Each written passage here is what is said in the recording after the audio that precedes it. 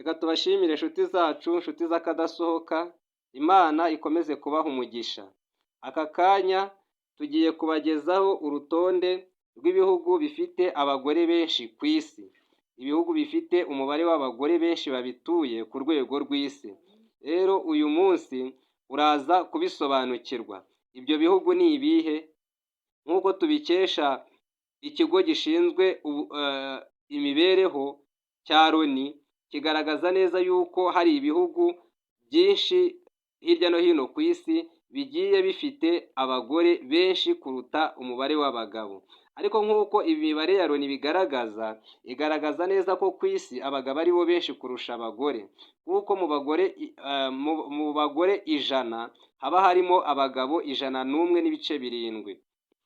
Murumva rero nk'uko imibare bigaragaza, imibare y'umuryango w'abibumbye igaragaza neza yuko abagore ari abagore benshi cyane mu bihugu bimwe na bimwe, ariko ntago bivuze yuko ari bo benshi ku rwego rw'isi. Wowe ukigera kuri iyi channel Amahumbezi, wakora subscribe kugira ngo tujye tubana no mu biganiro bitandukanye. Abageze kuri uyu muyoboro bagiye bunguka ibintu byinshi cyane. Nawe rero twizere yuko ari uko bigiye kukugendekera.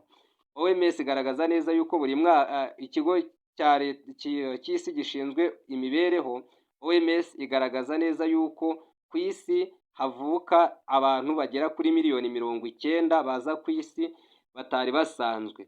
Ubwo ni ukuvuga ngo isi buri mwaka yunguka miliyoni 90 z'abaturage.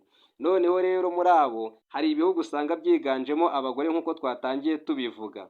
Igihugu cya 10 gifite abagore benshi, gituwe n'umubare w'abagore benshi, ni igihugu cya Portugal. Umuntu kuvuga ngo mu bagituye 52.7% ni abagore. Igihugu gituwe cya 9 n'abagore ni igihugu cya Estonia, gituwe na 52.7%. Igihugu cya Armenia ni igihugu cya 8, gituwe n'abagore bagera kuri 53%. Igihugu cya 7 ni igihugu cya El Salvador, gituwe n'abagore bageze kuri 53.2%. Igihugu cya 6 ni igihugu cya Belarus, gituwe n'abagore bageze kuri 53.5%.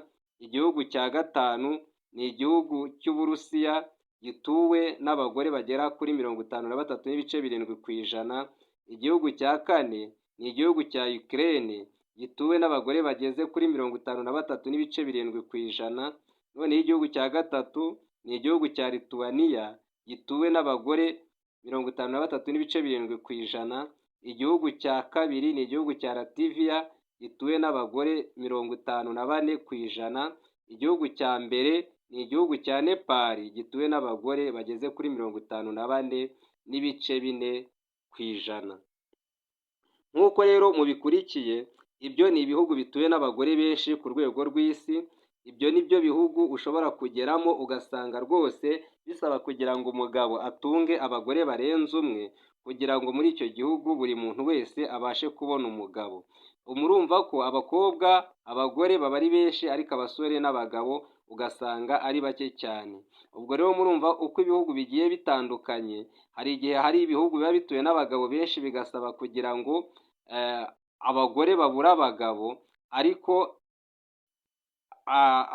hari ibihugu biba bituwe n'abagabo benshi, noneho ugasanga abagabo babuze abagore, ariko bino bihugu byo abagore benshi bakunda kugira ikibazo cyo kubona abagabo babashaka.